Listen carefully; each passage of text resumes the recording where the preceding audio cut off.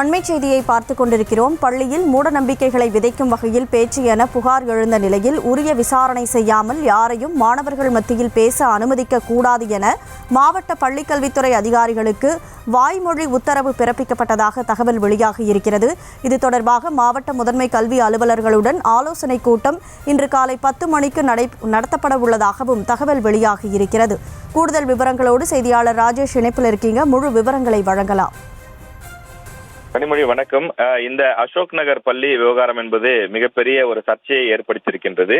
அரசு பள்ளியில் அதாவது அறிவியலுக்கு புறம்பான விஷயங்களை, மறுஜென்மம், முன்ஜென்மம் உள்ளிட்ட பல்வேறு விஷயங்கள் குறித்து பேசியது மிகப்பெரிய ஒரு சர்ச்சையை ஏற்படுத்தியிருக்கிறது. இது அறிவியலுக்கு புறம்பான விஷயம். பள்ளி மாணவர்கள் மத்தியிலே இது போன்ற விஷயத்தை விதைப்பதை ஏற்றுக்கொள்ள முடியாது என சமூக வலைதளத்தில் மிகப்பெரிய ஒரு எதிர்ப்பு கிளம்பி இருக்கின்றது. எனவே இந்த விவகாரத்தில் பள்ளிக்கல்வித்துறை அதிகாரிகள் தொடர்ந்து விசாரணை மேற்கொண்டு வருகிறார்கள். அதே போல தமிழ்நாட்டில் இருக்கக்கூடிய அனைத்து மாவட்ட முதன்மை கல்வி அலுவலர்கள் சிஇஓஸ் அழைக்கப்பட்டு அவர்கள் காணொலி காட்சி வாயிலாக இன்றைய தினம் 10 மணிக்கு ஆலோசனை கூட்டம் நடைபெற இருக்கின்றது.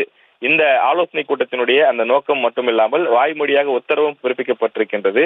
இது போன்று நபர்களை அழைத்து வந்து அரசு பள்ளிகளில் கூட்டங்கள் நடத்தக்கூடாது என்று வாய்மொழியாக உத்தரவு கொடுக்கப்பட்டிருக்கிறது.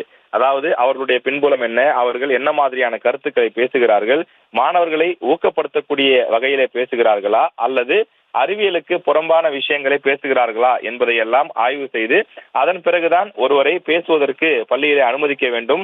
அதற்கு யாரிடம் அனுமதி பெறுகிறீர்கள் என்பதும் மிகவும் முக்கியம்.